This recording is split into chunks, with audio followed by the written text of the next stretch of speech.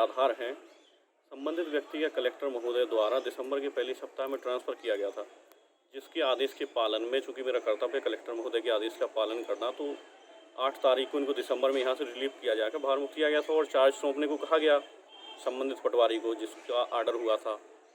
इन्होंने 4 दिन का समय मांगा, इसके बाद ये कभी उपस्थित नहीं हुए। आरआई को इनके पास भेजा गया 2-3 बार, तो इन्होंने चार्ज देने से इनकार किया। छतरपुर पुलिस को सूचना दी, चूँकि शासकीय संपत्ति अवैध तरीके से अपने पास कोई रख नहीं सकता है और ग्रामीणों की लगातार इनके विरुद्ध शिकायतें थीं। रिकॉर्ड में इनकी खुर्द-बुर्द करने की भी शिकायतें हैं, ज़मीनों में हेरा-फेरी की शिकायतें, तो ये रिकॉर्ड देना नहीं चाह रहे हैं कि कहीं कुछ उजागर ना हो जाए। इस तरीके की बातें ग्रामीणों की शिकायतों के माध्यम से आ रही थी, जिसके सत्यापन के लिए हम लोगों ने रिकॉर्ड मांगा और इनका ट्रांसफ़र यहाँ से हो चुका था, तो इनको हैंडओवर करना चाहिए था, लेकिन इनके द्वारा नहीं किया गया। चूँकि इनको उजागर होने का ये सब था, तो परिजनों को भी उसमें सारी जानकारी इनके कृत्यों की। ये 2 महीने अनाधिकृत रूप से फरार रहे हैं, रिकॉर्ड सुपुर्द नहीं कर रहे थे। 3 बार इनके घर भेजा गया, इनके घर वालों के कथन बयान नोट किए गए हैं, उनमें भी इन्होंने कहा है कि हमको पता नहीं है कहाँ हैं, घर पे नहीं है।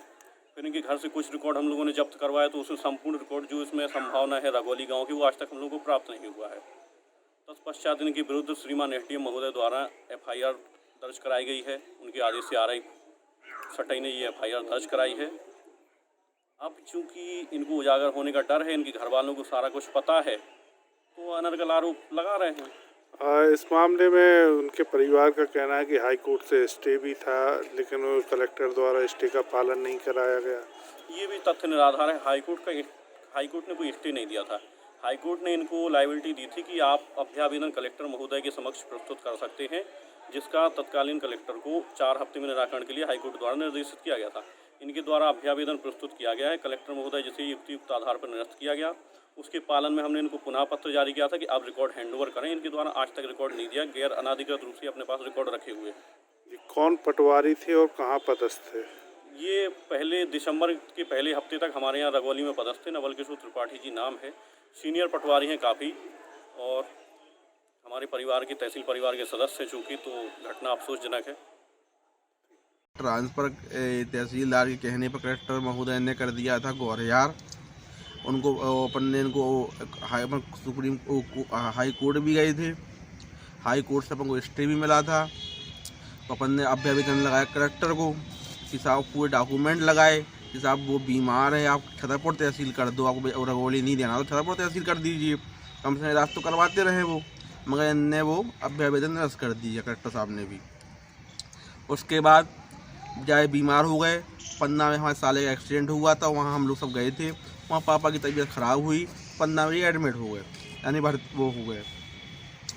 उसके बाद ये तहसीलदार दुर्गेश तिवारी हैं बिजावर के और एसडीएम साहब, इनने माधोगांव थाने में पापा की एफआईआर करवा दी।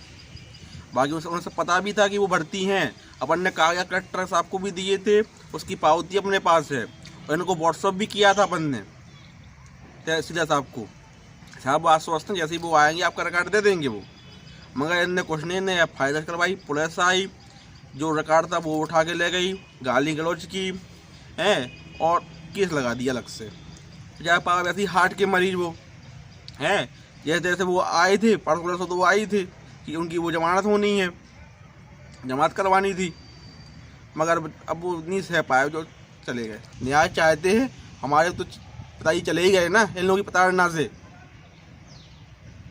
एक 59 साल के एज हो गई थी, इतनी बीमारियां भी थी, अपन ने अभ्यावेदन भी दिया था, साहब कहीं छतरपुर कर दो, कहीं कर दो, वो नहीं जा पाएंगे गौर यार।